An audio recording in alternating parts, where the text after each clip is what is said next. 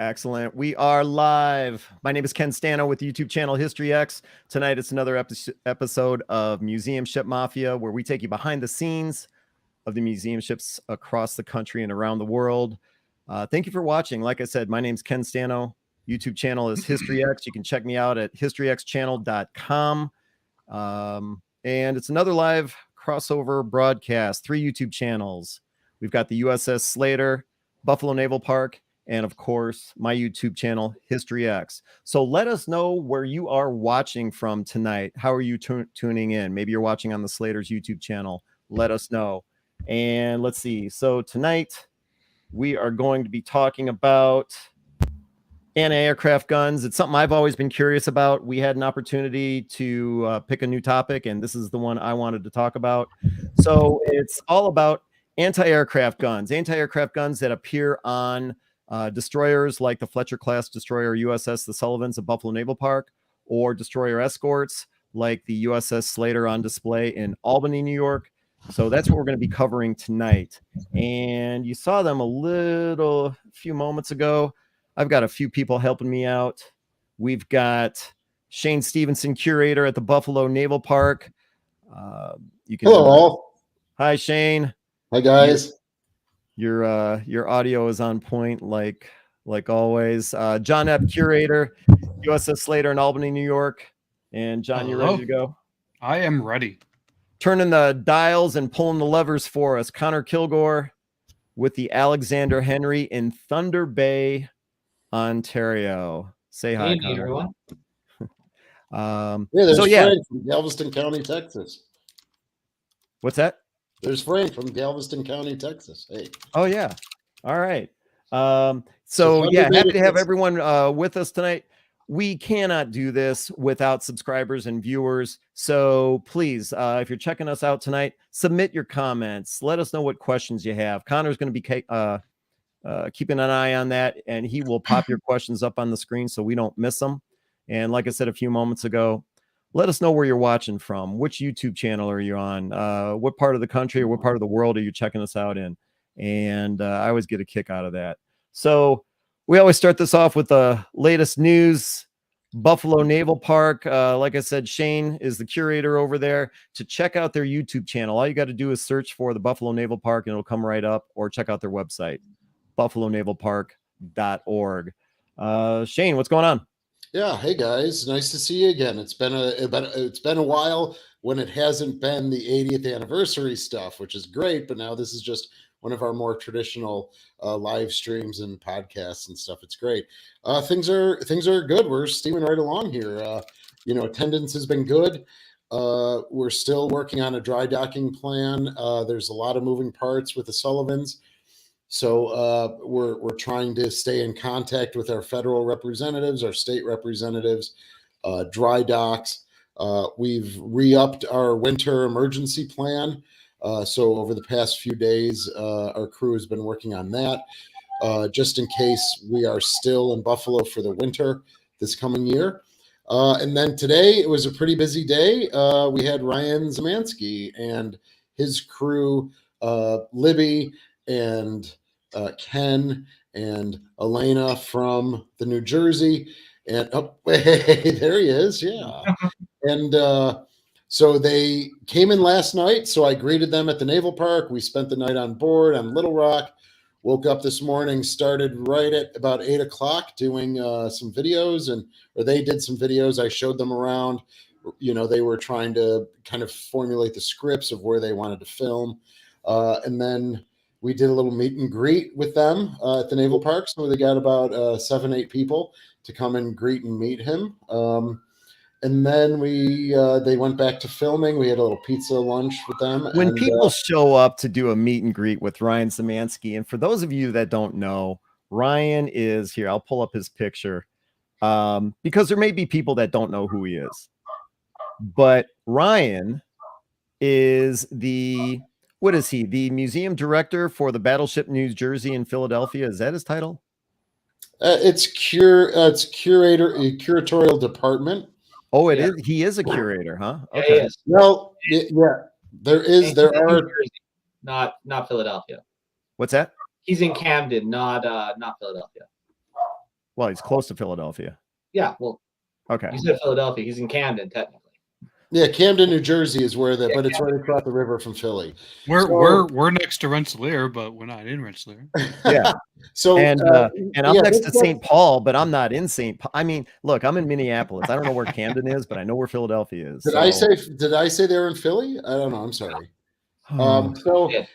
Yeah, this gets to something that Ken, you and I have talked about of what's a curator, right, on board a ship. Yeah. So Ryan is a curator that he kind of, through his YouTube videos, curates the ships themselves. Elena is the curator of the collections. So she does all the work, behind the scenes for the collections, 2D, 3D items, while he's the one off, doing videos about the ships and obviously multiple ships around the country.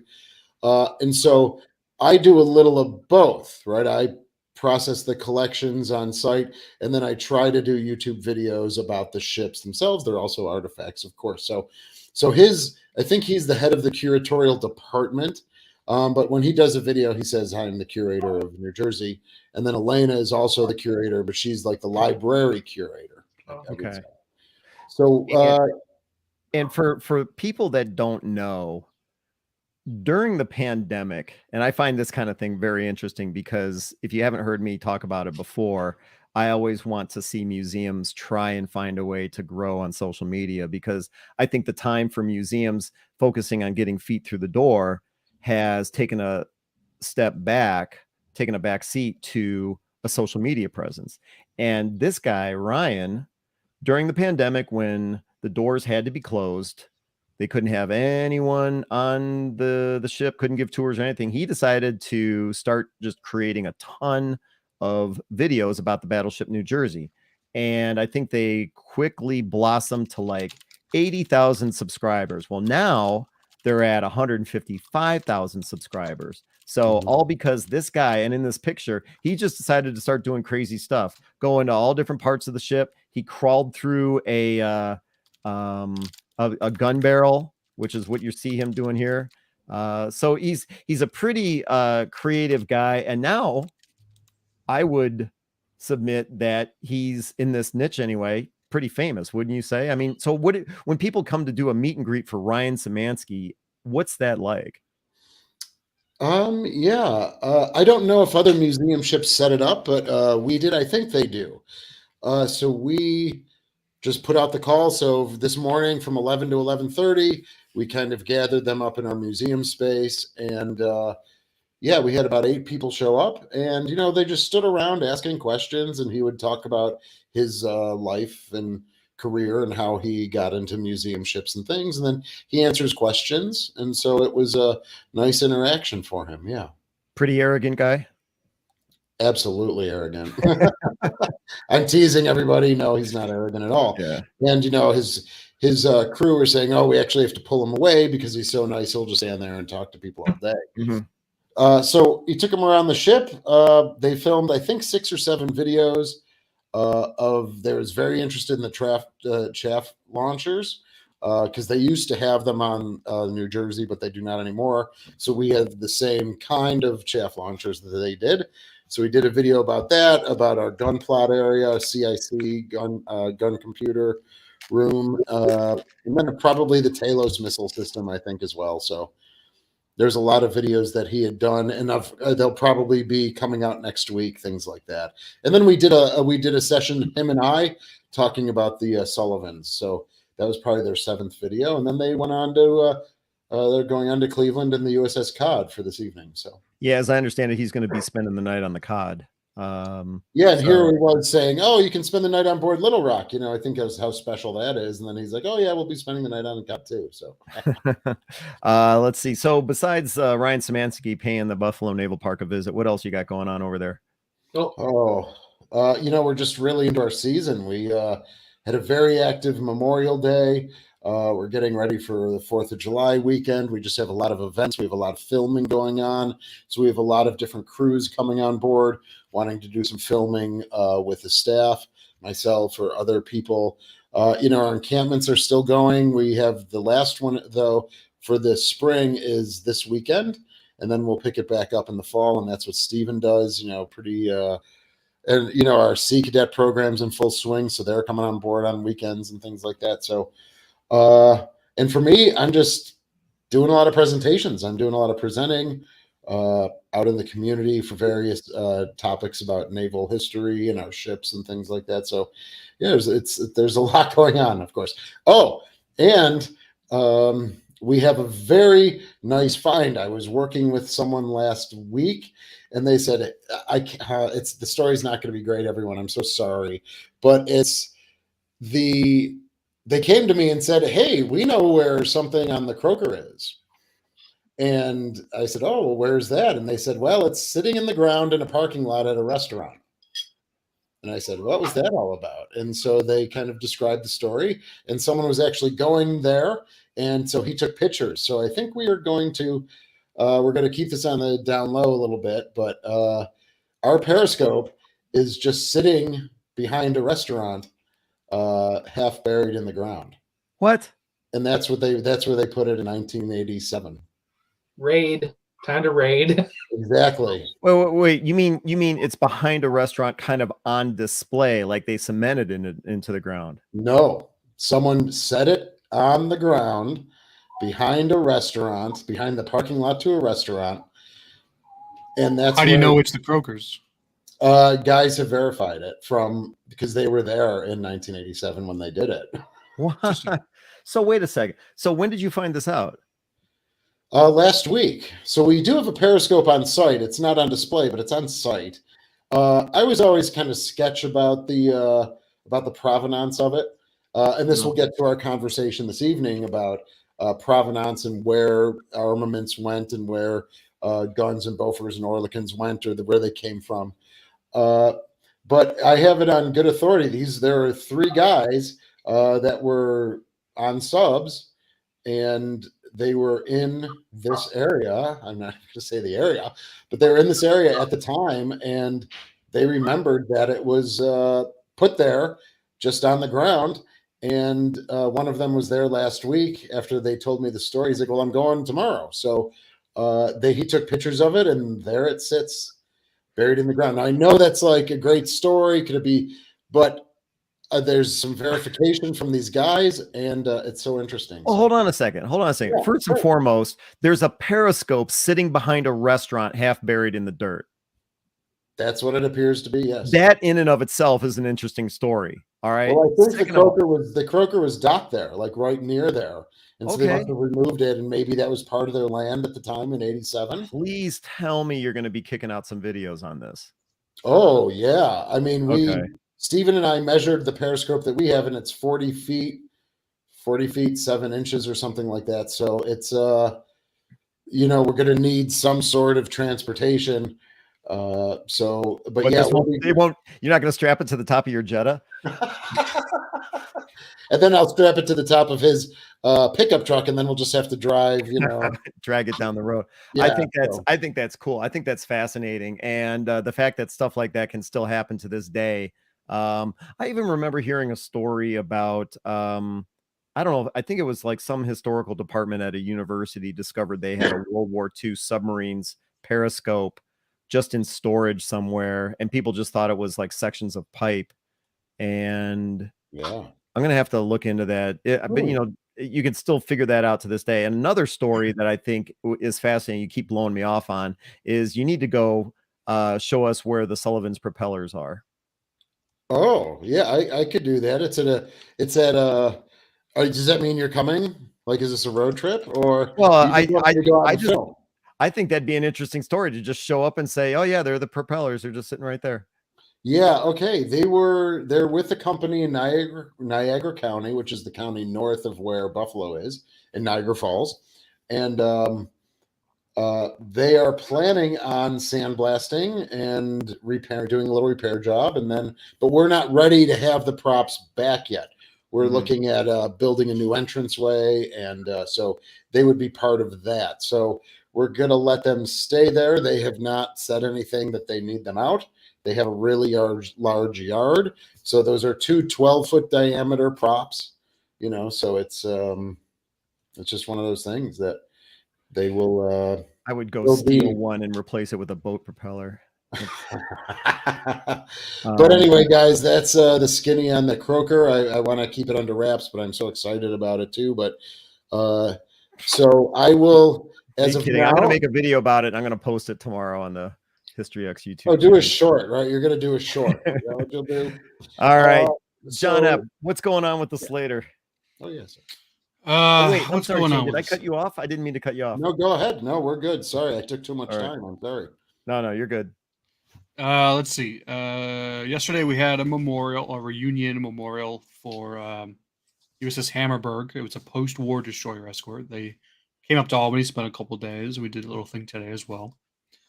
This weekend, starting Friday, is the final reunion of the Destroyer Escort Sales Association. So they'll be up here exploring the ship Friday, Saturday, Sunday. Saturday is actually National DE Day, Destroyer Escort Day.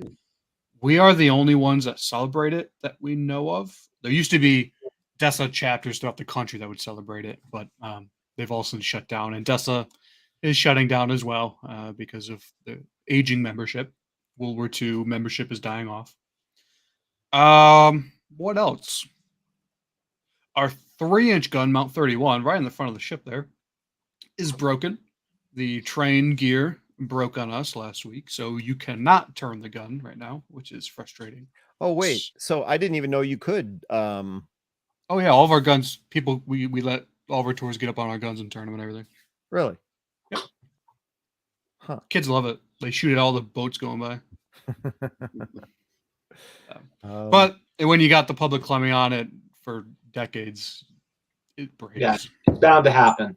Yeah, and we don't have any spare When did this gears, so happen? we're actually going to fabricate a new 18 inches train gear for the 3-inch. Other than that, normal operating. I thought I had a picture of the bow. Are you talking There you about? go. Yeah. So, so all these pictures Ken might show tonight is the Slater in World War II. So that's the Slater's 2 forward 3-inch guns. We're talking about the one all the way on the front. And no longer turn side to side because we broke it. So we're going to fix that. Okay. All right. All right. Anything else for the Slater? I don't believe so. All right. Connor, what's going on with the Alexander Henry before we kick you to the back room? Connor's nice enough to help us, like I said a few moments ago, with your comments, keeping an eye on the questions, that type of thing. So if you have anything that you want to ask us, definitely submit them. And he works with the Alexander Henry, which is an icebreaker on display in Thunder Bay. So you got some stuff going on with the Alexander Henry. What's up? Okay, so 2 big things happening this in the last month, I would say, since our last show.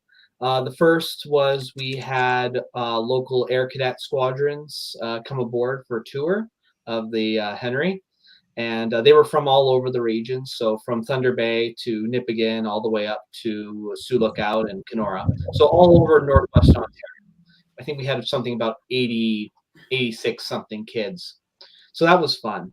The other big thing, and this is the biggest thing that's been happening for us, is we've been hosting a community dockside market on our property as part of a way for our local vendors to advertise their goods, because the cruise ships, because our city has been getting cruise ships these last couple of years, the cruise ships dock directly behind us at the Henry, and you get a lot of people coming off the ships and walking around the area. And unfortunately, just simply due to construction this year, it's rather difficult to get into our downtown core of Thunder Bay. So we've offered local vendors the opportunity to basically sell their merchandise on our property as a way not just to bring visitation to us, but also to allow people to do things as well. And it's been an interesting experience. It's the first time we've ever done this, so we've learned some new things for sure, and it's going to look good, I think, going forward. It's gotten us a lot of good PR within the local community, and hopefully it will continue to go on even more as things go on. Other than that, the only real thing happening is preparations are now underway for July 15th, which is going to be our Coast Guard Day, where we celebrate the Canadian Coast Guard, and it will be this will be interesting this year because we might potentially have another Coast Guard vessel, one that's still in service, actually dock directly astern of us as part of the celebration. So we might have 2 icebreakers on the dock. So should be quite exciting. So Oh, that's pretty cool. yep, And that's coming up next month. it's coming up next month on the 15th. So I think that's a Saturday. And Ken, you're nearby. You're more than welcome to show up. You're 6 hours away from Minneapolis, right? Closer to 7, but yeah. Got it. And when will the ice be melted by then in Thunder Bay? So the ice melted about the first week of May. We're good now. Oh, okay. All right. Yeah. Snow's gone. Yeah, snow's gone. And man, I really gotta send you some more pictures than just that, because that's like her looking at her worst. Well, what's wrong with that? Well, like there's all the paint up on the superstructure is all faded and stuff. Well, you send me some other pictures. I'll Yeah, get there it you go. swapped out. Yeah, I'll send you some more pictures, both of her in service and as a museum. And All see, right. that's her when we moved her to the dock she is at. And yeah, man. We'll get a replacement picture. All right. Yeah. So that's what's going on with the Alexander Henry. We're gonna kick you to the back room. Thanks for helping us out. And like I said, submit your questions for Connor to throw up on the screen. Thanks, Connor. See All right. So tonight we are talking about anti-aircraft guns. Like I said at the beginning of the show, it's kind of a subject that I've always been interested in. Everyone's interested in the big guns that each ship has, whether it's the Sullivans, they've got their 5-inch guns, but hardly anyone talks about what I call the secondary armaments. And so that's what we're going to be talking about tonight. Specifically the kind of anti-aircraft guns that we'll find on a destroyer or destroyer escort. So let's see here. I've got a bunch of different pictures. Let's back up one. So this is a picture that John Epp supplied, and this is the Slater, right? Yes, this is the Slater in prior to May of 1945, I believe. Is there any way you can zoom in on that? I don't know. I was just trying to figure that out. Check the armament. There we go. There we go. No, that is 1940. That is May 1945. No, I'm sorry, I lied. That is pre-May 1945. So let's see. You can see obviously the guns in the front and everything like that, but Yes. just being a full ship view, yeah, I guess it is kind of hard. Hold on a second. Let me see if there's another. So there's actually single mount 40mm Bofors installed on the ship in this picture. In May of 45, when we go to the Pacific, they took those off and they gave us 2 additional twin mount 40mm. Let's see. Here's another view. That is with torpedo tubes. That's Shakedown, only a month after we were commissioned. Oh yeah, that's a shakedown cruise. And then, okay, this is a good aerial view. This is summer of 1945. Yeah, I should have probably zoomed in on some of this stuff, but before we went live, you had sent a whole bunch of pictures, and I think you get a gold star because some of these pictures are amazing. So Mark 14 gun sight, it really helped make 20mm even better during the war. Let's see. Let's see. Wait, what's this question? There's an anti-aircraft gun that was dedicated to a township in 1965. Yeah, we would have to find out the township that Screaming Demon won. It took me a second. So 1965, and it's a 3-inch. So 3-inch 50 cal, they're actually World War I era guns. They modified them for World War II, so they're a little more updated. But if they're getting a 3-inch 50 in 1965, that sounds like a World War II ship was scrapped. Yeah. And they gave a gun away. Okay. I mean, 3-inch were on a lot. implied in Yeah. that comment. Mr. X asked about Bofors, and this is a picture. Yep. Um, Oh yeah, it's a Slater. Slater 40mm crew. Looks like they're just doing some maintenance on the gun. Mhm. and That is the single mount 40s on the Slater. So this is probably winter of 1944. This is before we got the guns we have today. But you can see they're so loading. wait, so that okay, and full disclosure. Let me look. I am not an armaments expert. I do not know a lot about these guns, so this is more of a curiosity for me. That's fun. And so when I see something like this, Mhm. I have to ask. So that's a 40mm single, Bofors. obviously, but it is a Bofors. Correct. Yep. Okay. Do you know the history of how we got the Bofors? Go ahead. Well, first of all, so the the Slater showed up with its 3-inch guns, but nothing else. So, okay, I guess to make this make sense, we should probably start from the beginning. So the Slater, as built in 1944, she had 20mm Orlikins in single mount, so just one barrel. She had 3-inch 50 caliber deck guns, which she still has, and she had one twin mount 40mm, which she still has, along with 3 torpedo tubes. Hey, John. Yes, sir. All right. Did you say those 3-inch 50s singles, just on an open pedestal? Correct. Yes. Okay, so 3 single 3-inch 50s. Yes. Yep. Okay. No mounts, no enclosure or anything. Yeah. The torpedo tubes were removed in the summer of 1944. Destroyer escorts, you don't need them. You need anti-aircraft guns. If we're using torpedo tubes to attack other ships, we're in pretty big trouble.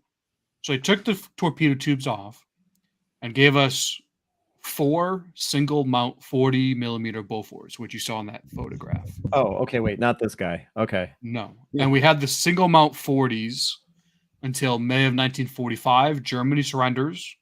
We were now going to the Pacific. So what's the threat in the Pacific? Aircraft kamikaze. Kamikaze. So we want more anti-aircraft guns. So they take the 4 single mount 40s, remove them, and they give us 2 more twin mount 40s. And that is the configuration we are in today. Okay, and that's what's in this picture here. Yep, that's the Slater crew. Got it. Let's see here. Other pictures. Like I said, John supplied a whole bunch. That's a single Gold mount. Star, gold. Yeah. I mean, yeah, some of this stuff is just pretty fascinating. So, okay, so you had to go back a little bit because you were saying you had to trade or you had to get. How did you acquire these? Acquire what? Well, you said it only came with 2. Oh, okay. I see what you're saying. So when the ship is commissioned, they're going about their business, doing the shakedown, trials, and whatnot, and they get a feel for what they need, and then they look at other ships of the same class, their experience so far in the war. How can we tailor that to our ship? They realize, well, it's late war now. It's now the summer, fall of 44. We don't need torpedo tubes because the German Navy is kaput. Their only navy is U-boats. So torpedo tubes aren't going to do anything for us. But German aircraft are kind of still a threat. So let's take the torpedo tubes off. Let's get some more anti-aircraft guns. And then they just further modified that when we went to the Pacific to get even stronger anti-aircraft guns. Now, if we were built a year prior in the war, we probably would have kept our torpedo tubes for much longer. And who knows what would have happened. Okay, so that covers the ship during World War II, but when it showed up in New York, Yes, before it went to, things were a little different. We don't exactly know when, but at some point from the end of World War II and her decommissioning to at some point her Greek service, her 20mm were taken off. They're single mounts, and twin mount 20mm were given to us. Now, destroyer escorts, some did have twin mount 20mm. We did not. We had singles. We do not know when exactly we got twins. We're thinking in 1950, 1951, when we were preparing the ship to give to the Greek Navy, we took them off and gave them updated 20mm Oerlikons. But we're not 100% sure on that. And when you talk about a twin, So a single is just one barrel. Twin is 2 barrels. I thought I had a picture. I thought I sent you twin. Oh, there you go. Well, that I mean, I don't think that's one of the ones you sent me. Or maybe No, but that is ours though. Yeah. No, I did get this off of the Slater site now that I recall. And that's when it was freshly painted. It doesn't look that good right now. Oh, it doesn't? That picture's a couple years old. Is it possible that that gun, you can kind of see that sight? Yep. Yeah, the Mark 14. Is that what Mark this guy's 14. looking through? That is. Yep. No kidding. So there's a compressor. You can't go back to the other photograph. Can't really see it too well here, but under the barrels in the front, there's a compressor. You would turn that on, and there's 2 gyroscopes inside the gun sight, and you could make it so that you could track the target even better, a moving target. Very, very strong. Some guys did not like using it. They were used to just shooting with their eyes and following tracers. So there are videos, even with the Mark 14 on these guns, you'll see them looking over the gun sight or around the side and just using their eyes to aim. And the gyroscope, the whole purpose of the gyroscope is because the ship rocks, right? So if you were taking a sight on a plane coming at you, going by, whatever, you wanted to try and keep the gun as stationary as possible and not have any kind of rocking interfere with that. Correct. Yeah. But you're saying people like this guy, let me see if I can get that picture, would have possibly been looking around the site. Some guys did look around the site. They just were used to not using it, and they just didn't want to use it. Gotcha. But it was a very good gun sight. Okay, so like it wasn't like a stable element, though. You know, that the gun would only fire when the ship was on an even keel or something like that. But is that you said that you're not suggesting that though, right? Like we have a couple on the Sullivans and we have a couple on display, but I have never actually looked through one that is actually functioning. Yeah, so ours is kind of functioning. So this is the 20mm we show on tours and we let guests get on it. That Mark 14 and the air compressor we took off last year, and we kind of got it working. So the compressor works when you plug it in. There's a socket right under the photograph here. The gyros do not work in the gun sight anymore. The wiring is just so old, it's not going to work unless we redo everything. But we did get it so that the little light bulb inside will light up. Oh, so you can see the reticle. It's not going to move or anything, but you kind of give it an idea of what they're aiming at. Nice. And so, okay, so when the Sullivans shows up in New York, it doesn't have everything that you have on display present day. Slater? Oh, I'm sorry. Thank you. The Slater. No, she had all of her guns. Oh, she did? She was missing depth charges. Okay. A lot of depth charges, actually. So then her guns we had. So then maybe at this particular point, I'm going to switch over to Shane and put him on the spot a little bit, because I know the Sullivans, when the Sullivans showed up in Buffalo, I think you were telling me that the only guns that were on board the Sullivans were the 5-inch guns and there was nothing else. Well, we had the 4 5-inch guns. Mount 51, 52, 54, 55. And then we had the aft superstructure 3-inch 50. Okay. So that was the only thing that came to the Naval Park in 1977 with the Sullivans themselves. You know, like John, I could run through the list.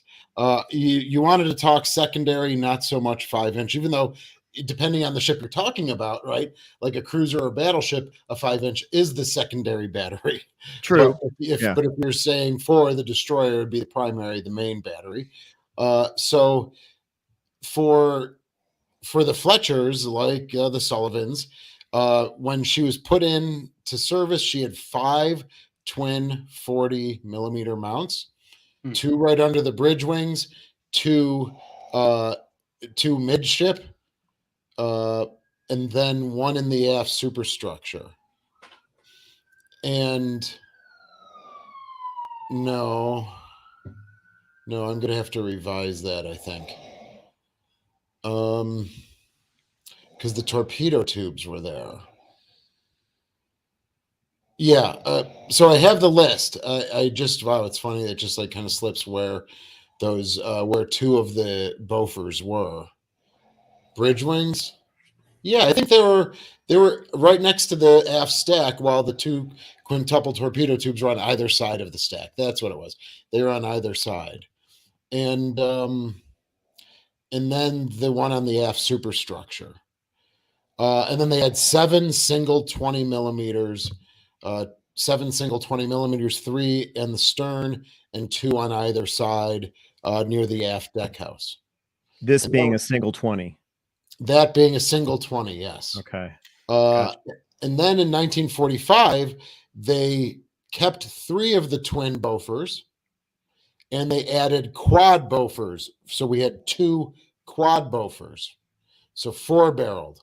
And that was right at the end of the war. We were actually in America when Japan surrendered, but they were preparing to send the ship back. Yeah, like that. I think that's the Hornet, if I'm not mistaken. It is that's where this picture came from. It's the Hornet. That's a fabulous, lovely photograph. Yeah. Certainly during practice, no one's, barely anyone's wearing a helmet. They're not. So yeah, they figured that's just during gunnery training or something like that. But well, and what's interesting about this picture, one of the reasons I like it, obviously the guy's yelling. I wish I knew what his position was. It looks like he's the gun captain, but so he's yelling, like you said, no helmet. A lot of these guys, no ear protection. No. If you look at the deck, there's shells everywhere, spent casings everywhere. They're busy. Yeah, exactly. Yeah, they're protecting their buddies in the ship. Shane just brought up a quick point, like about helmets and stuff. Just remind me later about that. I want to. Oh, go ahead. What? No. Later. Okay. I'll share. Okay. I want him to keep talking. Yeah. Okay. So yeah. Sorry, Shane. Keep going. No, that's all right. So yeah, so they switched from 5 twin mounts to 3 twins, 2 quads. And then they brought on in 45, they brought on the twin mount 20s, not the singles.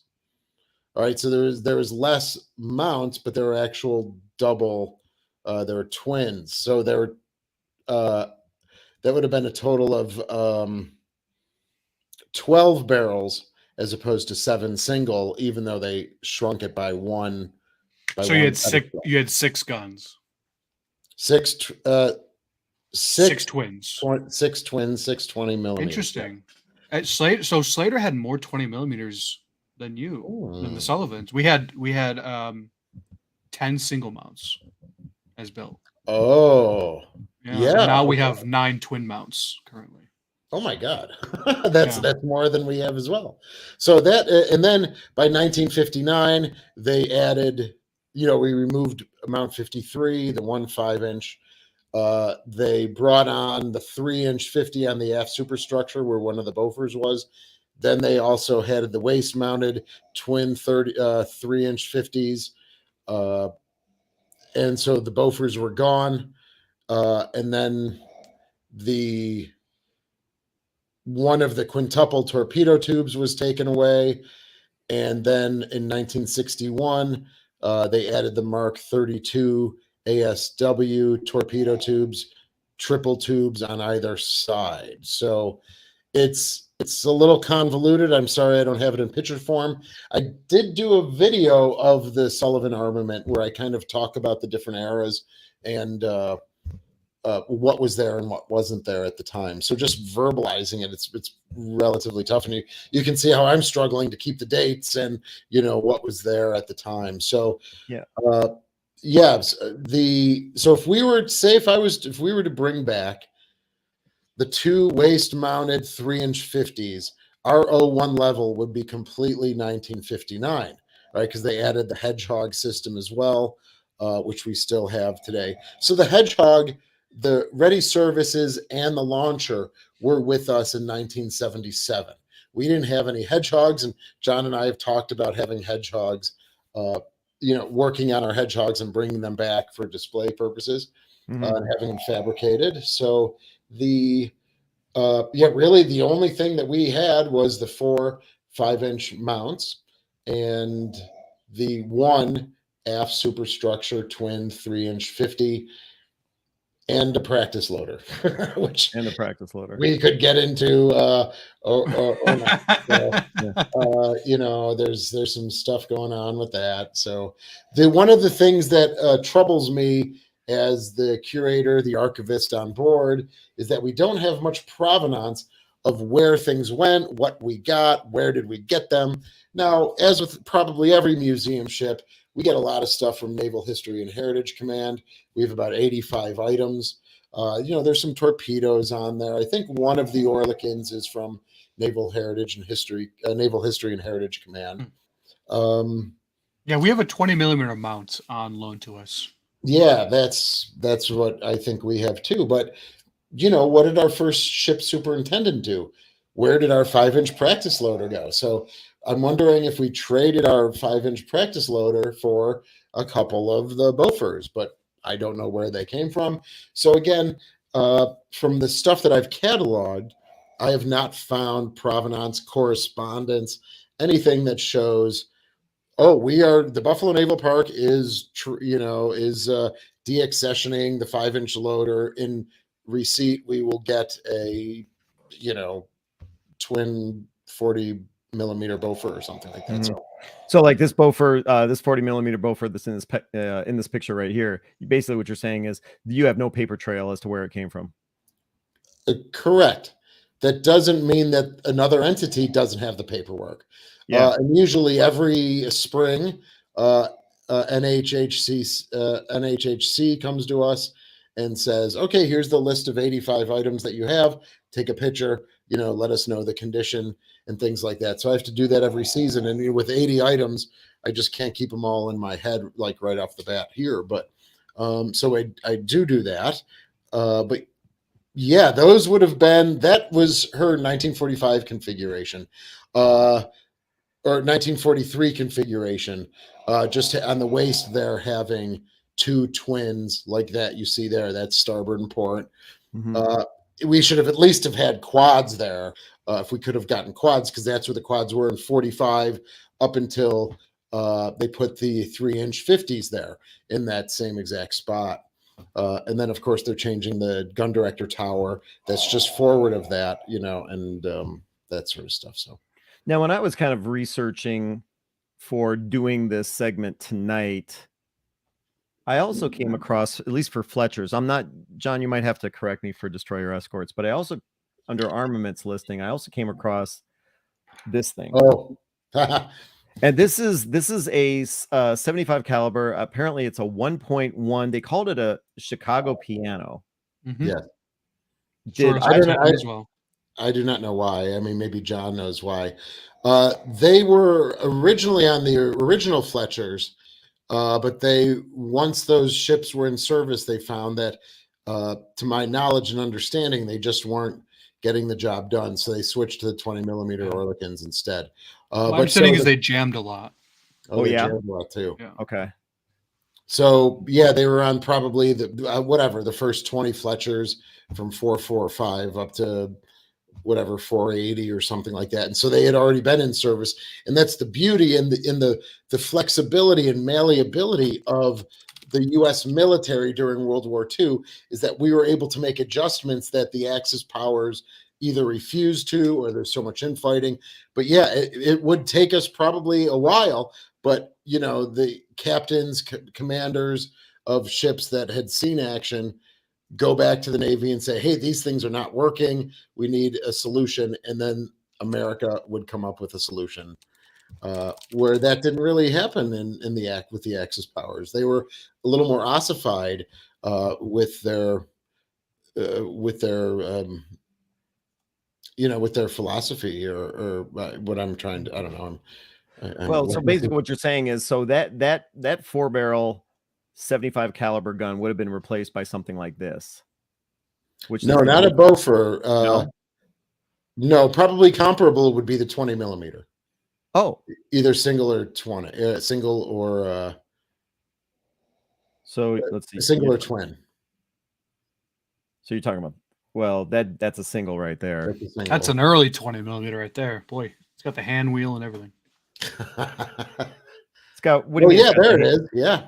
What are you talking about? The hand wheel? His left hand. It's that Oh, was yeah, that gun you could manually raise and whatnot. But yeah, that's an early war 20 millimeter right there. Let's see. And I don't even see a spiderweb sight on that thing, you know, judging from this angle. It's kind of hard to see, but yeah, I don't know where I got this picture, but I thought it was just a pretty cool picture. Yeah, so what you're talking about is that. Yeah. Now, John, have you heard stories that those are mile per hour scopes? That's what I've heard multiple times, that depending on the size, the largest one would be like a 300 mile an hour scope. So if you keep the plane on the outside and you are firing straight ahead, by the time it hits, you know, that you're dead reckoning kind of almost with that, so you're leading. So depending on the size of that spider web, it matched like rough miles per hour of your target. And so they made like a 100 mile an hour, 150, 300 mile an hour. Have you ever heard stories like that? Yeah, unfortunately, I'm still so new into this industry that I don't know all this stuff. So you probably know better than me there in that regard.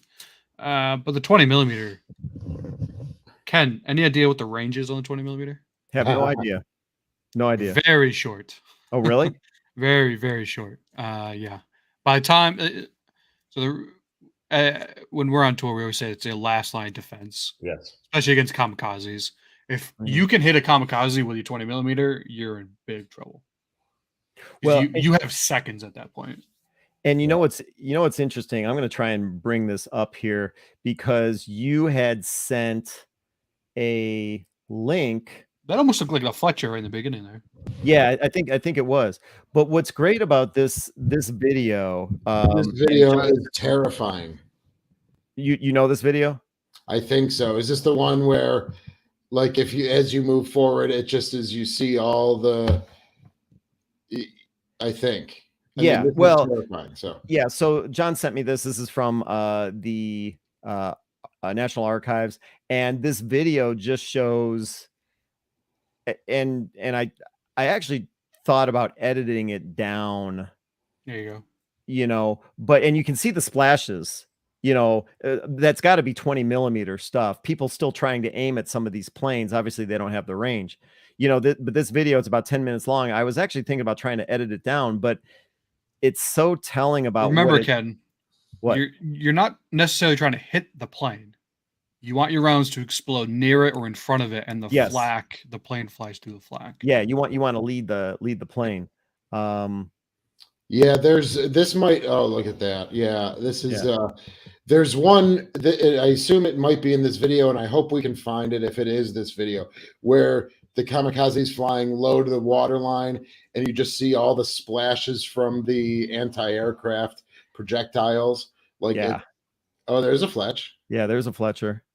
Fire off the 5-inch guns. Yeah, this might be the one you're talking about. You know, as it was skimming over the water. Yeah. Do we know what battle this was? Look at all those 5-inch shells. Jeez. Wow, this is.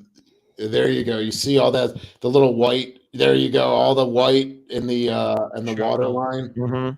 Yeah, look at it all. Yeah. Yeah, and I was trying to like edit this down, but this video is so impressive, you know, showing what the anti-aircraft crews had to do. You see all the flak in the air, and you can see, you know, the kamikazes approaching. This is almost like, you know, just sit back, grab some popcorn, and just watch what they had to go through. Ken, yeah, Um, I was until you said that I was going to challenge you heavy on that. Just What? sit back and get some popcorn. But you corrected it by saying and see what these guys went through. Yeah. This is Oh that's yeah, why they're not for entertainment value. No, no, no. Just I mean, sit back and yeah, just see what these guys went through on trying to knock these planes out of the air. Um, yeah. yeah, and you There's see another imagery like shot. this, all the tracers, going. I mean, the water's just loaded with splashes, and you can barely see what they're shooting at there, Yeah. and then it kind of comes into view. So they And do the what math after the war, and it's the average amount of rounds, depending on the caliber, whichever gun you're firing. It could be hundreds or thousands of rounds needed to shoot down one aircraft. Yeah. Yeah. It's not like, okay, you just aim, fire 5 rounds, and boom, the plane's down. No, you got to fire hundreds of rounds at these. Mhm. It's amazing. And that's one of the things. The ship is rolling, and Yeah. especially if you're not in a mount and you're on a pedestal or with a 20s or 40s or even a 3-inch pedestal like the Slater, yeah, you are succumbing to that rocking motion. And yeah, it's bless those guys because we will never know what that's like for them. Right. The- Go ahead, John. I was going to say, remember who the Slater is named after? Frank Slater. He was a 20 millimeter gunner. He and his crew shot down a torpedo bomber that was already so close. You're shooting it with a 20 millimeter, Mhm. Yeah. and they probably killed the pilot, but the plane just kept going, crashed right into the station. They kept just shooting right until the end. Yeah. Towards the end of this video, there is I mean, I'm sorry.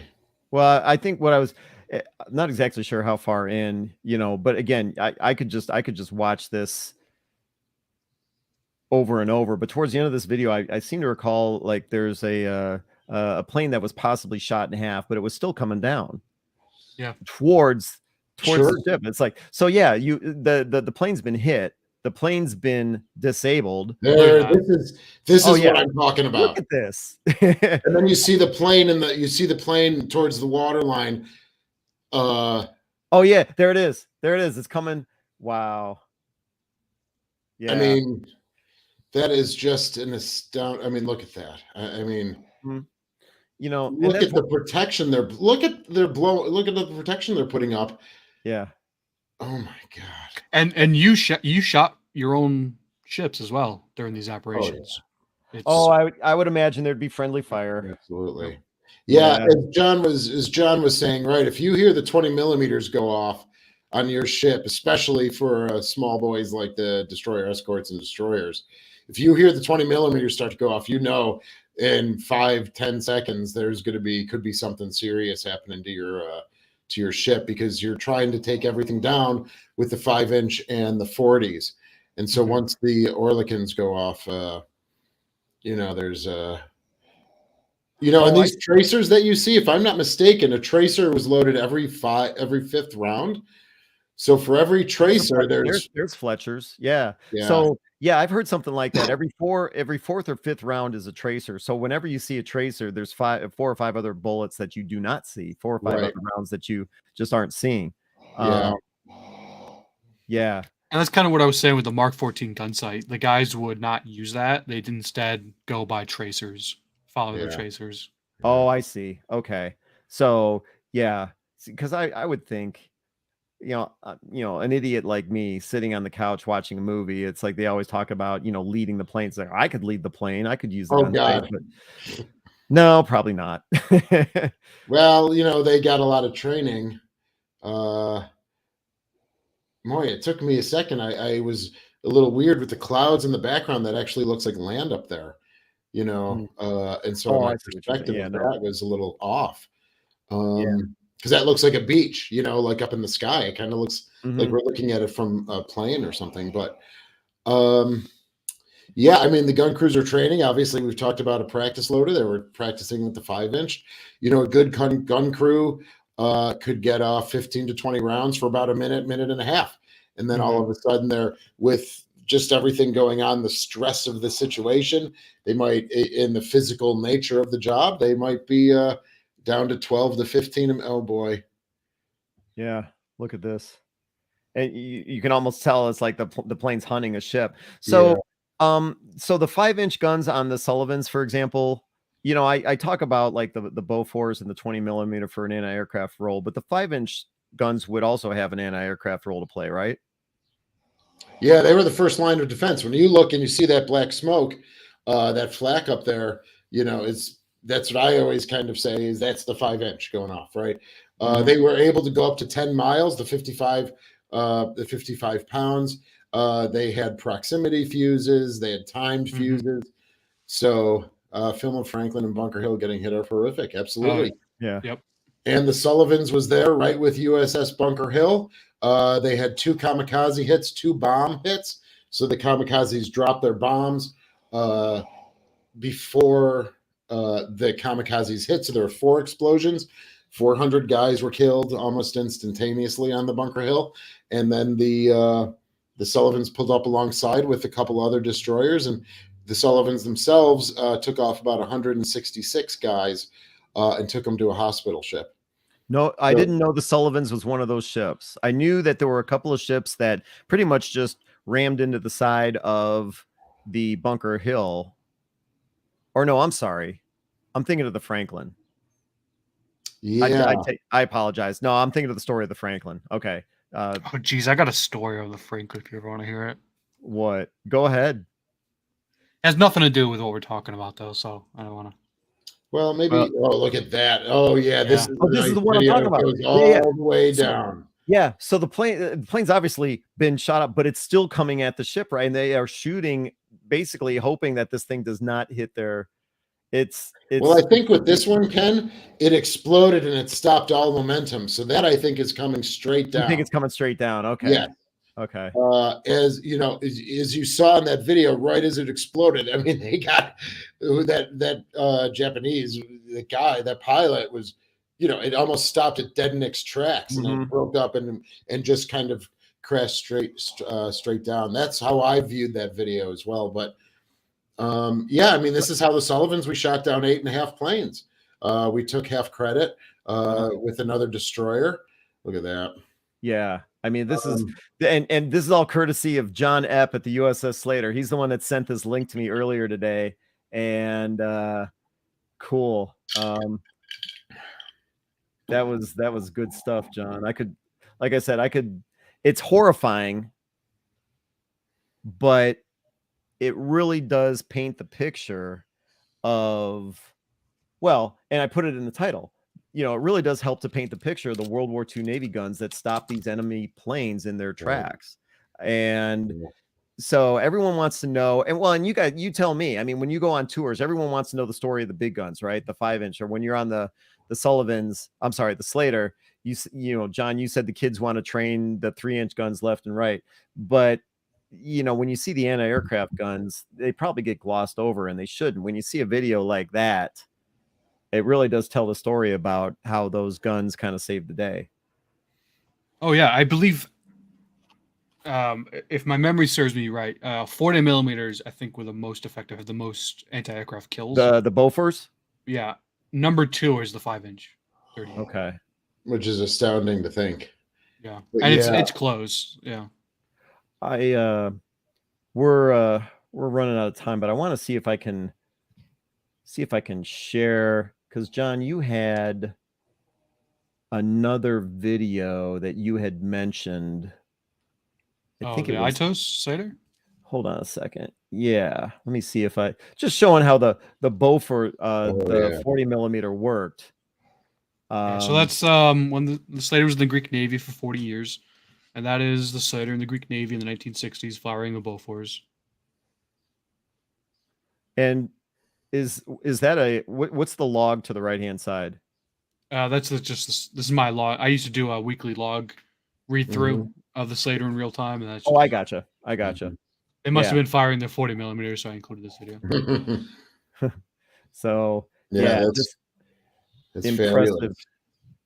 Let's see. Here. Yeah, it's interesting that, of course, for the Sullivans, because they went out of service, unlike the Slater with the Greek service, and up until the early 90s, right, John? Was it the early 90s that the Slater Yeah, was in 91. service? Okay, 91. So by 50, let's see, by the 20 millimeters are gone sometime in 1954 for us. Oh, they become ineffective with jet Totally. aircraft. You can't track a Totally. jet aircraft with 20 millimeter. So it's just one of those interesting stories that's the configuration and changes. I mean, my God, the USS Little Rock. We haven't even talked about the USS Little Rock. They had, oh my God. Well, let me figure it out. They had 28 barrels of 40 millimeters. All right. So, and they were all quads. So 4 goes into 28. Does 4 go into 28? Yeah, 7. So they would have had 7 quad mounts around in her Cleveland class configuration during World War II, or when she was constructed for World War II. Yeah, because that's a good point, because she's not in her World War II configuration anymore in that picture. Yeah, she's in her Galveston class CLG. But yeah, thank you for that quick basic math. I tell you, my brain is pretty fried today. But hey man, you're a curator, you're a librarian, you're not an engineer, so that's all right. Thank you. Yes, my math skills stink. As I always tell people, I failed math twice in high school. 2 years I failed math. Do you mind if I share 2 things real quick when Shane's finished? I'm done. Yeah, before we end. Well, yeah, go for it. And I also want you to tell the Ben Franklin story.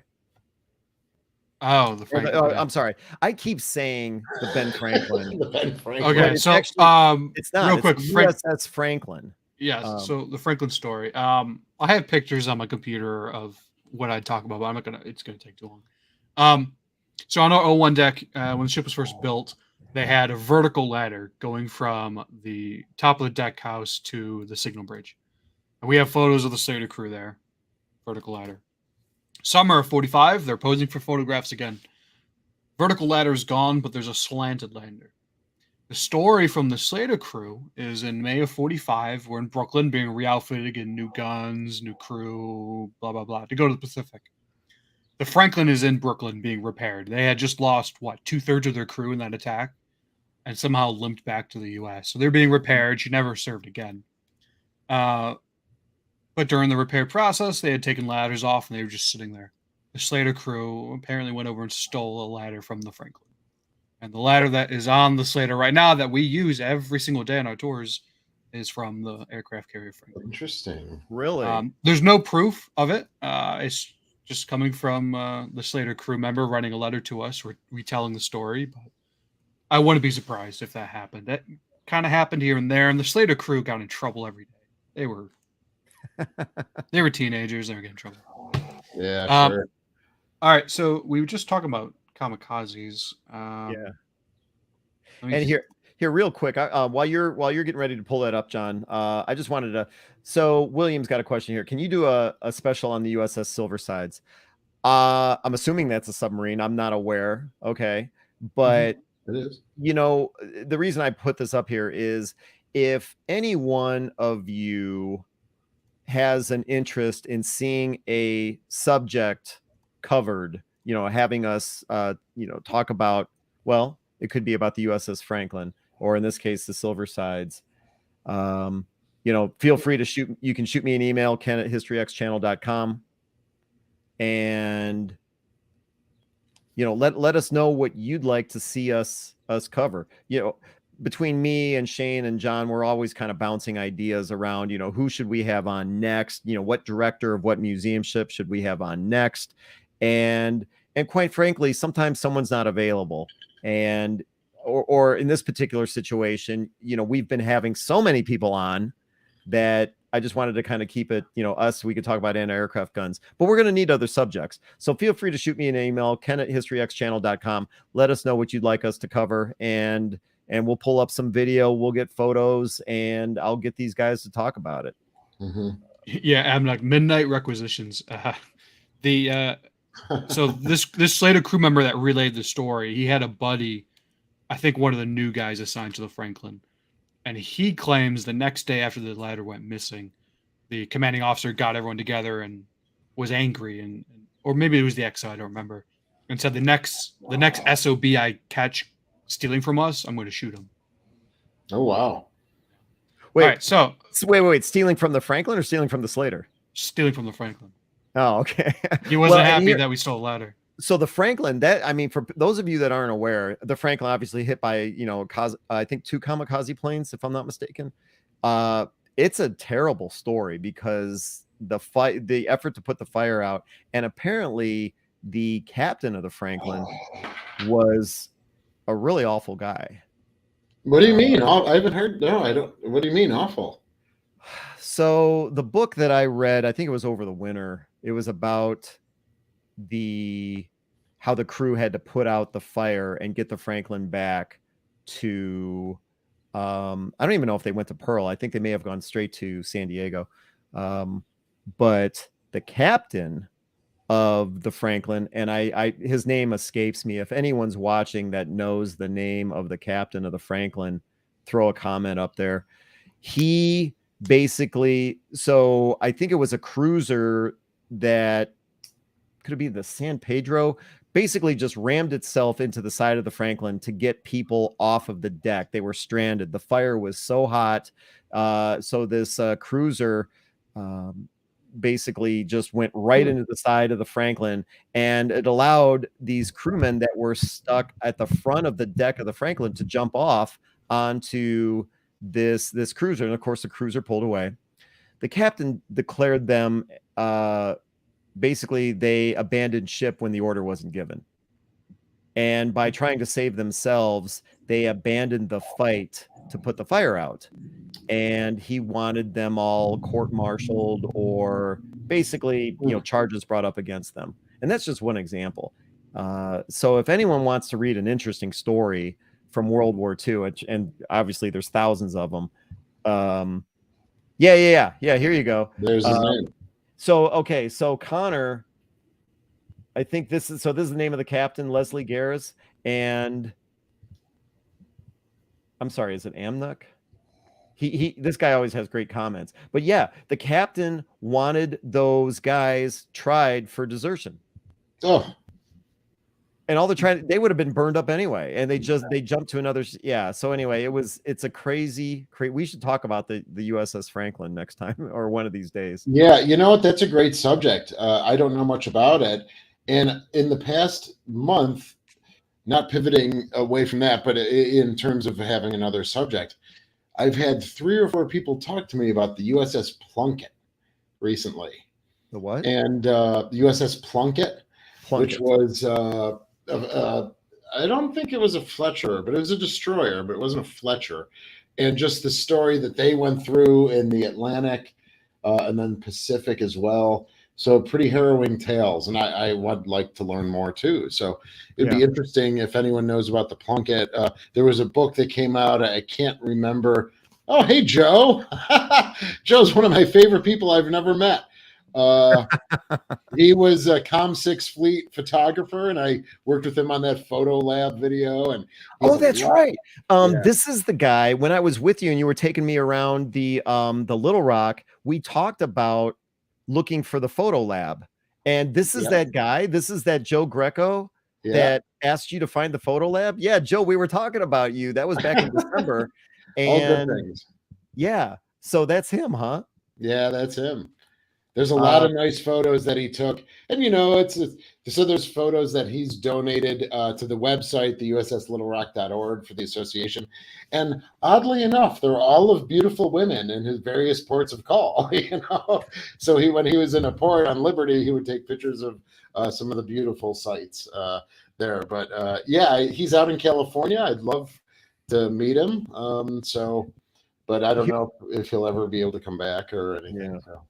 No, Joe, that was an interesting story. Matter of fact, Shane, you made a video about that, trying to find I don't know, is it photo lab or photo room or whatever on the Little Rock, and he had to give you clues on, bulkheads and that type of thing, and to try and figure out where this photo lab was. It was a great story. So yeah, Joe, we were talking about you about 6 months ago. Yeah, it was great. But yeah, the USS Plunkett is a story. The USS Franklin is a story. Yep. Thanks, Joe. but yeah, it seemed as though she went through hell and back, and there was a lot of damage control. She was a damage control ship. She needed it, and the crew was prepared and ready to keep her floating and keep her in the fight. So there's a one particular book out there that a few people have talked to me about. Obviously, thanks, Joe. And yeah, this is that one of the hardest things for me is to try and keep in my head all of the armaments across all three ships. I mean, of course, because we got the PTF, right? So just very quickly, they had a single 40, they had a 50 cal, they had two 20 millimeters. Oh, and then there's also a 3-inch on the Croker with 20 millimeters, and then so to try and keep the reconfigurations. I've tried to build this database for myself of, each of the vessels that we have, the PTF, Croker, and Little Rock and Sullivan's, and then just to tell those stories, right? You can, the way you can tell stories, and John knows that, is you could actually tell the story of the gun itself. This is how far the projectiles would go. This is how many would be fired a minute. But then if you have stories around each pedestal or each mount, that obviously fills out for museum visitors, that fills out the story a little better.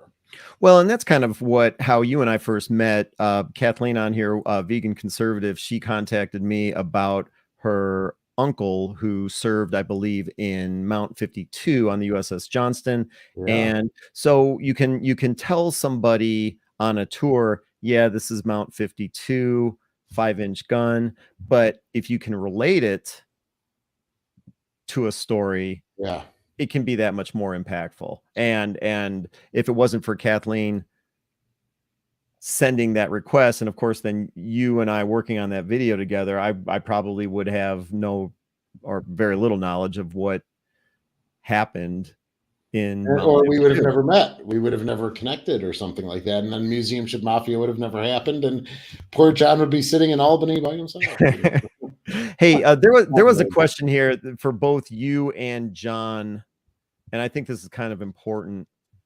So, Screaming Demon, how can I find the ship that my dad served on? How, if somebody is trying to find information about a relative or anyone that served in the Navy, is there any kind of a resource they can use to figure this out? So Ancestry has digitized the World War II Navy muster rolls. It's all available online. I think you can do it through the National Archives website. I don't like their search engine, so we pay It's a little subscription. clunky. Yeah. So the Fold 3 is an Ancestry service. You got to buy a subscription, but if he was in the U.S. Navy in World War II, he was destroyer escort. Oh, gosh, I'm getting so off topic. I could literally look him up right now if he was in World War II. Tell you what ship he's on. That's interesting. Put his name in chat. I'll see if I can look him up real quick. But if he's in World War II on a U.S. Navy ship, he's going to be listed on the muster rolls. Well, that's pretty cool. That's interesting. If it's based on that picture, though, he seems like a relatively young guy. That's kind of what I was thinking. Yeah. Yeah, but so I did not know that. I have a video on YouTube that has actually gotten viewed quite a bit about how to look up your a family member if you're the next of kin through the National Archives. So if you go to the Buffalo Naval Park channel, you can search how do I, it's searching the National Archives or something. The video itself is called, or you could just type in the National Archives. And I kind of have the camera on the computer screen, and it just shows the form that you fill out, how to get to that form. So that's where I send everybody. Of course, some of the records were destroyed in a fire, but the Army records available. Yeah. Using Korea, I don't believe those have been digitized yet. So yeah, like Shane said, put a request in the National Archives. It's free. They'll give you his DD-214, his full service record if they can find it, and let you know exactly what he did. So when you say National Archives, you're talking about archives.gov. Yes. Archives.gov. Yep. Yeah. You basically just prove that you're related, you like his next of kin, and send in a bunch of forms, and they'll get back to you eventually. Yeah. Mm-hmm. So that video really kind of walks step by step. So it's a lot of people have really appreciated that I put that up there because it's a lot of people just would call John. Maybe you get that too, just like this gentleman here. Oh, all the time. Demon. How do I find where my dad served? Or, especially it's Navy specific, but sometimes what company was my dad with? And, Just had a lady the other on Sunday. She didn't know what ship her father served on. Looked him up on Fold 3. He enlisted in Albany, New York. We found the ship he was on. He was on an LST. And so you're saying on Ancestry you need a subscription or something? So if you just Google World War II U.S. Navy muster rolls, and it's the Ancestry. Oh, excuse me. Fold 3 is muster rolls. Is War Diaries. I'm so sorry. Ancestry has on their website World War II muster rolls, but you got to pay for it. I don't know how much it costs. $15 a month. It might be having the subscription. Oh, yeah, you're welcome, Screaming Demon. Hopefully that helps. And again, as Ken, I don't want to take your fire, but yeah, if you have other ideas for ships, please, or other ideas for things, as commoners, we want this to be an active thing.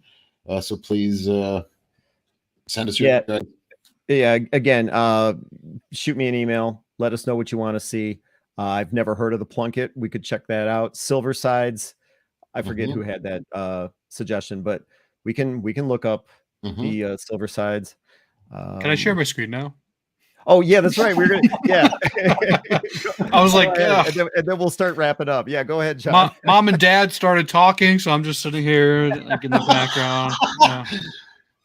Oh, Ken's the mom. I like that. There you go. Appreciate that. Okay, so two things. Kamikaze. It's a very blurry image, but it's similar to the kids' photograph, I believe. They have a photograph of the Kamikaze coming at them. That is the LeRae Wilson, destroyer square World War II. They got hit by a Kamikaze. That's a Betty bomber about to hit him. That is literally. Oh man, I thought that was a cloud, but no, that's a twin-engine Betty bomber about to hit the LeRae Wilson. Outline of the plane coming right at them. Those are tracers. I believe it was the. Am I getting confused with the kid medical officer? I don't remember. I have it all back at the ship, the whole history of this and stuff, and the damage photos. But so it's coming. Beam. That looks to be. That almost looks like it's the davit for the whaleboat. Exactly. It does look like a davit. Yeah. Starboard side, most likely. I forget the damage. I mean, so it did impact. Did that photographer survive? I don't believe he did, but don't quote me on that. I'm getting my ships confused right now. So the obviously the camera. The camera survived, yes. Or the camera didn't survive, but the film inside the camera did. And the ship did not sink. No. Oh, it did not. Okay. The ship served after the war. Oh, really? That's post-war right there. Oh, wow. So if you see a ship with large hull number, that's post-war. Okay. Okay, and then my last thing I want to share is this. Oh. So, we didn't even touch on action reports. If you have a combat action of some sort, you're going to write an action report afterwards. So this is a destroyer escort, the Gilligan. They got hit by kamikaze. I'm not going to read this to you, but I'll zoom in. Maybe you had mentioned the helmets, right, Shane? Yeah. So January 12th, 45, knowing there's air attacks all the time, they went to general quarters automatically, get their guns ready. They made sure the torpedo tubes and the depth charges were on safe. Breaches, there was a John C. Butler, so they had the 5-inch guns, just like the Fletchers. But this sentence right here: all hands were checked for complete clothing, sleeves rolled down, shirts buttoned, and helmets on. Because the idea is, if you are covering yourself with clothing and you catch fire, the clothing is hopefully going to protect your skin. It's going to just burn off, and you can get your bearings. Oh. So yeah, I won't read this, but they got hit by kamikaze. How do I exit out of this? I hate technology. Oh, at the top, it says it should say stop sharing. Yeah. No. I wanted to share the next page because in these action reports, they list. So this is actually Ancestry. I got this from. This is Fold 3. you know, they had a few guys that were killed. The kamikaze hit them in their torpedo tubes after the smokestack. The entire after half of the ship was just 100 feet of fire. But at the bottom of these action reports, they always try their best to list how many rounds were fired in that action. So you can see in this, they fired 14 rounds, but they were actually attacked twice. In the first, and then of course 40 millimeter, 96 rounds, 475 rounds of 20 millimeter. Very fast action. This is only a couple minutes they're doing this. Yeah. Number one attack, they only fired one round of 5-inch 38. Yeah. Second attack, they fired 13 rounds. Any guesses why they only fired one round? Because the plane snuck up on them? No.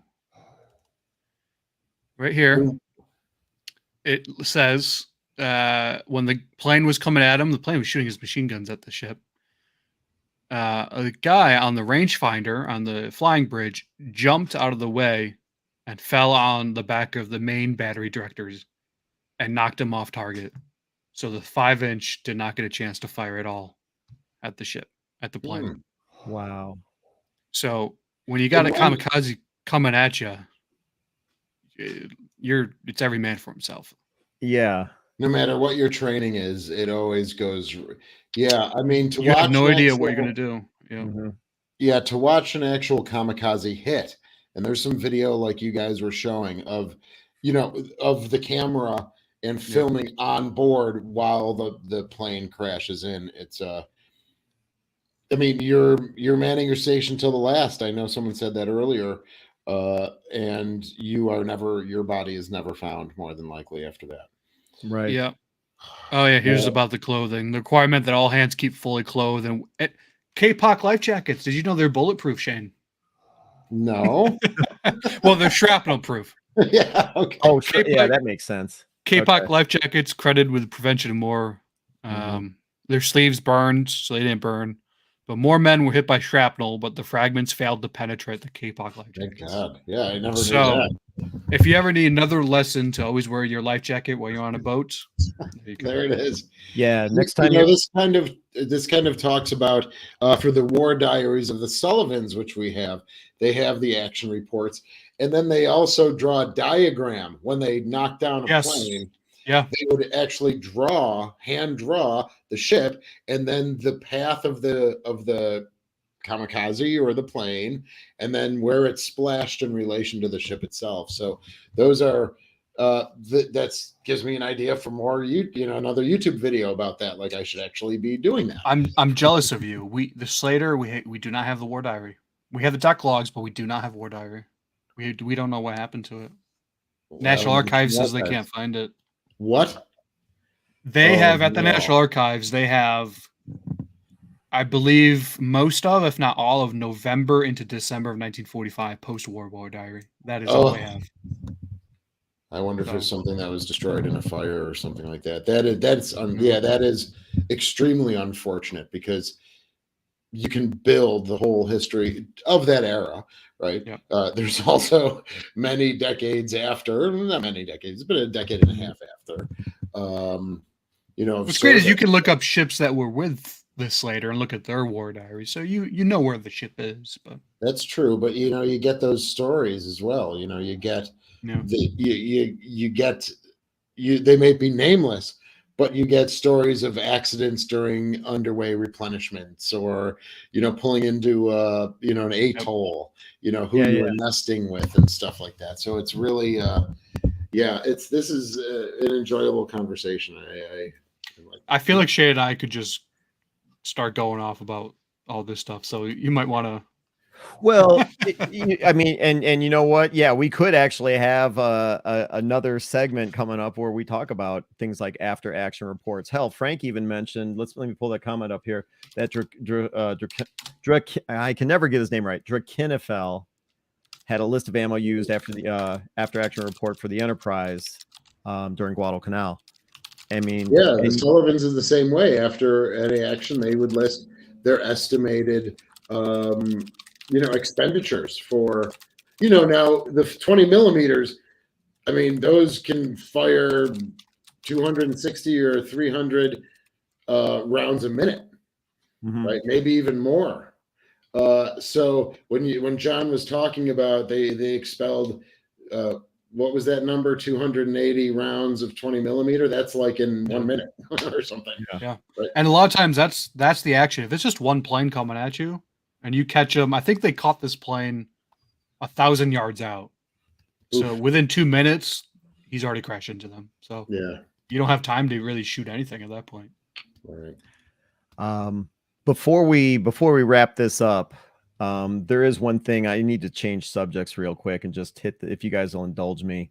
Bear with me a moment. I'm going to share a screen and I need to pull this up. Let's see. So this is a short that I posted last week. This guy right here posted this last week. It's about a crewman that this plane had landed and tried to put the fire out. It's just a short that I did. This is on I actually forget what carrier this is on. So it's got 3.6 million views, and I mistakenly called the plane an F6F Hellcat, and I am getting all kinds of crap for it. So I just wanted to say, okay, it's a retraction. It's actually an Avenger, as I understand it. And the crewman, well, and what was interesting is that you can see how the crewman is putting himself inches away from the swing of the propeller, trying to put this fire out. Anyway, so I posted this. Blink an eye. Yeah, well, I posted this last week. It's got over 3 million views. Thank you, but it's actually that's amazing. It's not the Your engine shorts that's have been going crazy. Yeah, they have. I mean, I saw those ones of launching planes off the hangar deck instead of the flight deck, and that got 170,000 views really quickly. So I think you need to come and do a tutorial about shorts. Well, yeah, I mean, shorts are great, but I wanted to point that out. Anyone that's been watching tonight, oh, Mr. X said this is the short that made me find you. Well, Mr. X, I apologize for saying it was the wrong plane, and it was also not the engine that was on fire, but it was the incendiary bomb that was on fire. So I've had plenty of people chew me up. I deserve it, rightly so. I got it wrong. So I just had to say that. All right, so get that out of the way. Thanks. So wrapping things up. All right. Buffalo Naval Park. Shane, what's coming up for the Buffalo Naval Park? Listen, guys, I'm giving a presentation on Friday to the New York State Archives Conference. Really? About preserving the artifacts from the Sullivans and her capsizing. Then on Monday I have to be with a film crew. They're filming for a local PBS station, so I'll be with them all day Monday. So there's a lot of appointments that have been coming my way for various things. So in the collections, I haven't been in the collections very much lately. We had Ryan from Battleship New Jersey. If you guys hadn't seen that in the beginning, we had him on all day. He's filmed 6 or 7 videos today that she'll probably be up next week or the following week. So it seems as though our time, my time gets a little more divided and sliced up, but that's okay. You just keep going and going and going, right, with it. So you do what you can with what you got. So let's see. To learn more about the Buffalo Naval Park, as I said at the beginning of the episode tonight, search for the Buffalo Naval Park in the when you're on YouTube search bar. Just type in Buffalo Naval Park and the channel will come right up. It's a lot of good stuff. If you also want to become a member of the Buffalo Naval Park, they've got some behind the scenes access that they provide you. It's only, what is it, $4.99 or $5 a month. So you can definitely become a member of the Buffalo Naval Park, and you can check out their website. Don't forget the book. I don't know. We haven't done a museum ship, right? I published a historic picture book May 15th, which has about 182 photos, historic photos of our ships. And some New York servicemen. I don't have but it's like one of these. I've published a couple of these. So it looks like that. You probably have seen these, right? So it's the same. This isn't the book, but this is what the book kind of looks like. Yeah. So if anyone's interested in buying a book that looks like that way to go, Shane. But, everyone's like, why don't you promote your book? I'm like, oh yeah, that's right. If someone orders that off your website, are they signed copies or no? they can be signed copies. I think we've built into our website, do you want it signed or not? I think. If not, it could automatically be signed if someone. No, please do not send me a signed copy. Because again, as I always say, it decreases the value after I pass away. It would decrease the value of the book having my signature in it. But that's the other thing, So we, that's generated a lot of excitement. We have a chapter on each of our vessels, and then about the Naval Park in general, and then about Western New York servicemen and women who have served. So very cool. Let's see, and I mentioned how to find the Buffalo Naval Park on YouTube, buffalonavalpark.org. So is that it for the Buffalo Naval Park? Sure. Yeah, that's we're just keep going. I'm look forward to, I guess, I'm in a good museum ship mood. I really am looking forward to meeting John. We've never met. And yeah, coming up with these unique conversations and continuing the partnership and collaboration. Ken, what about you? Yeah. We've already crossed paths a couple times. There we go. Well, all right. So moving on to the USS Slater. I actually wanted to ask you real quick. I mean, I know we're going way over on time, but how are the preparations coming for the Connor, by the way, putting up the Slater's web address? Thanks, Connor, for putting all these things up tonight. He's behind the scenes. So yeah, how are the preparations going for the HINSA conference coming up that's at the end of September? September 18th, is it? Something like that. It's like mid-September. HINSA is preparing what kind of panels will be going on and things like that. HINSA is actually getting a new website. I don't know, Shane, if you saw the is it Anchor Watch, their quarterly newsletter? Yeah, I haven't seen the most recent that came out like late last week. I haven't read that one yet. But I think they're getting a brand new website. They're still building it.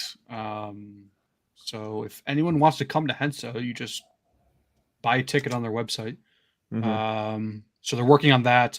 I don't know what kind of panels there's going to be, but it should be fun. It's going to be interesting to see how many other museum ships come all the way up to Albany and then cram onto a small destroyer escort. It's going to be interesting. So we got that going. Like I mentioned earlier, this weekend we're having our final DESA reunion, and then they're shutting up shop. So we'll probably have a bunch of stuff on our Facebook page for that. We post every day. And I guess one thing I'd like to promote, actually, and I totally forgot about it, something I'm working on. So I'm going to present my screen once again. Yeah, go for it. And then I will be done. Here we go. So like I mentioned before we started, to Shane, for our collection database, we use Past Perfect, like a lot of museums. Past Perfect also has a function, an add-on you can purchase for a yearly subscription where you can put your collection online. So that is something I am working on right now.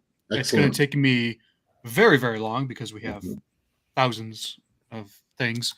And it's not, the website doesn't look the way I want it to look in the end. I want you to be able to just go to the home screen right here and click a destroyer escort and go to everything we have on that ship. That requires a little bit of coding, and I can kind of get it to work. But yeah, it's I got to find someone to give me some tips. But if anyone wants to check it out right now, it's just ussslater.pastperfectonline.com. We have archives, photos, so you could go to random images, and you could kind of just go through things. Great. Oh wow! And look at it. Like you just click it, view catalog, and it'll tell you. Oh, that's the Atherton. That is wonderful. Yeah, that's wonderful. Or you can search by ship, so it'll tell you everything we have on the ship. So ussslater.pastperfectonline.com. Wait, say that one more time. ussslater.pastperfectonline.com. Pastperfectonline.com. Got it. An issue is our collections database, a lot of it was built 20 years ago or 15 years ago. So I got to update all the descriptions, get new photographs. It just takes a lot of time. Oh, yeah. That sounds like a lot of work. It is when you got other things to do. Yeah. And there's no air conditioning on the ship. You're sweating during the day then, no doubt. Oh, look, James just popped in. Look at what he just said. What? Oh, yeah, okay. So anyone that shows up at the HINSA conference, which is towards the end of September, did you Nice. say September 18th? Yeah, that's right. I think 18th to the 22nd, something like that, maybe. Okay. He's throwing that out there. I don't have that authority, so Right. if it You have doesn't washed your happen, hands, you Scott. know, yeah. If it doesn't happen, you know who to yell at. Yell at Nice. James. I'll go for a whaleboat ride. Sure, why not? Hey, Hoist. Yeah. Oh wait, is Hoist on there? He just showed up. I was just thinking of Hoist a couple of days ago. I said, I haven't heard from Hoist in a few months. I hope he was doing okay. He's probably flying everywhere. Yeah, I want. that's right. John met Hoist in person Twice. a couple of months ago. Yeah, he came last year. I gave him literally a 6-hour tour. Uh-huh. And then he came back April this year, I think. Oh wow. Gave some feedback about the show. Oh yes. I'm not gonna say it. I'll say it. Huh? Wait, what I'll was say that? it. Hoist does not want. He thinks Ken is bullying you a little too much, Shane. So he wants Ken to lighten up on you. I appreciate that. You know, I feel that same way too, Hoist. Thank you. I appreciate that. Yeah, you know, well, it's funny because Ken at one time also reached out to me saying that he felt Steven might have been bullying me a little bit on our 2000 watch that we need to start getting back to. So Wait, who said that? didn't you say that to me once, that you thought Steven was bullying me a little bit on the 2000 watch when it was him and I, you know, like a year and a half ago, 2 years ago? Was it? Did you ever say that? I don't know. It's fine. No one's really bullying anybody, of course. Yeah, I was gonna say I'm not. It doesn't sound familiar, but I'm super sensitive to that stuff. So if I noticed it, I would have said something to you. So it's definitely possible. Yeah. But that's just our shtick. That's okay. Oh no. I'm totally bullying you about your cell phone. Yeah. Very good. If anyone, if no one out there has seen a coal-fired, steam-powered cell phone, you've got to look at Shane's cell phone. It's a triple expansion steam engine. That's right. Yeah. Oh, yeah. Right here. And you'll never guess how he pours water into that thing. It's so crazy. I'm surprised it still runs. Hey. This was a great show. This was a great show. So to learn more about the USS Slater, check out ussslater.org. Obviously, you can get on the YouTube search bar and type in USS Slater. Their videos come right up. I'm going to pull Connor up here real quick. And Connor, this is your last chance to talk about the Alexander Henry. I'm going to pull up this beat up picture of the Alexander Henry. What's coming up for the Alexander Henry? By the way, thanks for handling the comments and spinning the dials and pulling the levers behind the scenes. Yeah, no problem. I'm not sure if I said already, but basically the big thing coming up for us are our dockside market, which we have every time a cruise ship is in town, and I believe the next one's on the 23rd.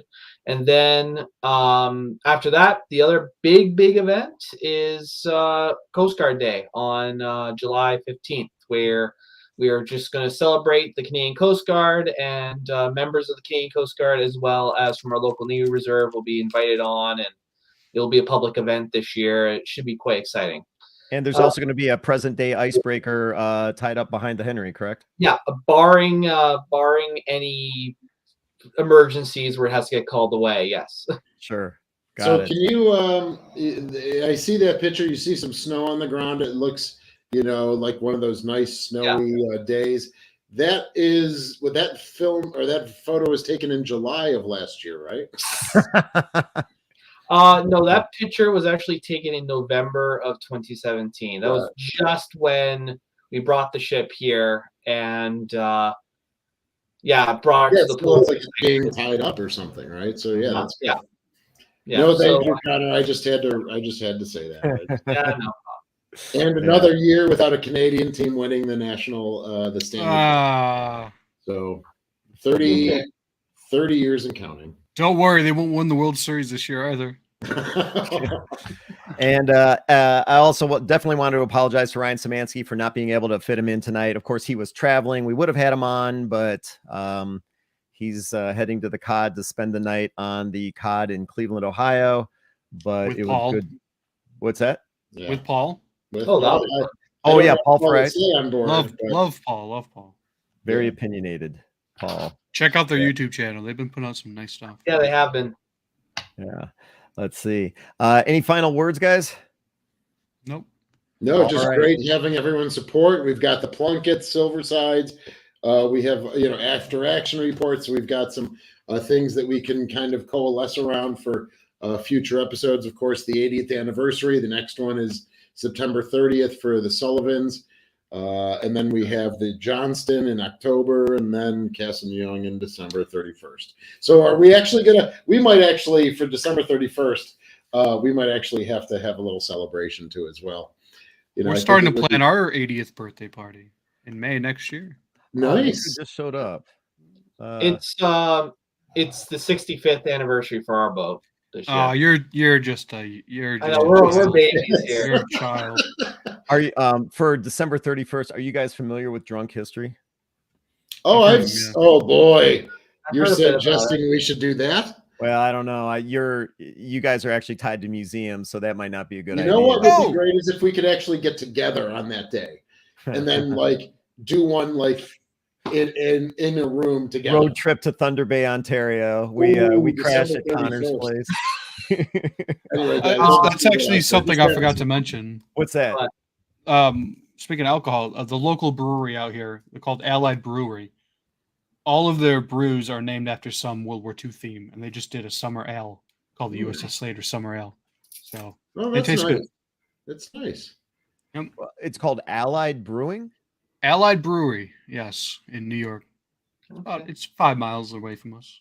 I'll check it out. Excellent. That's very good. And look at what Michael Phillips said. That's awesome. The last day of this year will be 1, 2, 3, 1, 2, 3. Wow, that is cool. 12, 31, 23. So it's 1, 2, 3, 1, 2, 3. Yeah, I love it. Oh, I get it. Yeah. Okay. It took me a little bit. 12/31 of 23. But Of course, we're cheating. we're military museum, so that's actually 3112. I'm not. John's got to ruin everything. All Where's right. Well, thanks, everybody. That's great. So Thanks. we're wrapping this up. Enjoyed the episode tonight. For audio versions of this podcast, search for Museum Ship Mafia on your favorite podcast platform. My name is Ken Stano with the YouTube channel History X. You can check me out on historyxchannel.com.